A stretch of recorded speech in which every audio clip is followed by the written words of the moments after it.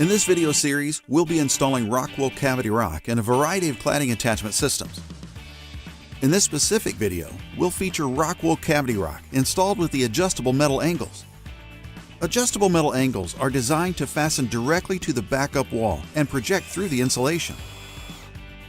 The angles come in a variety of sizes depending on the thickness of the exterior insulation and can be installed to support vertical or horizontal girts. Step 1. Measure spacing.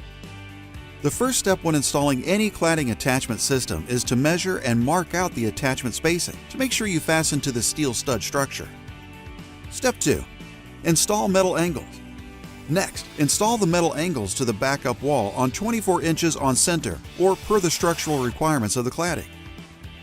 Ensure that the angles are plumb and properly spaced as you continue to install fasteners in the remaining angles. Step 3. Install metal girts. Back to back are able to be adjusted. So sometimes the wall is undulating and you want to get a nice plane. A good way to do that is I'm going to take my uppermost clip, I'm going to make my attachment. I can then use my level. I've locked the next adjustable clip here with my vice grips after setting it with my level. So it doesn't matter what I have here, I can install the clip to match this, okay?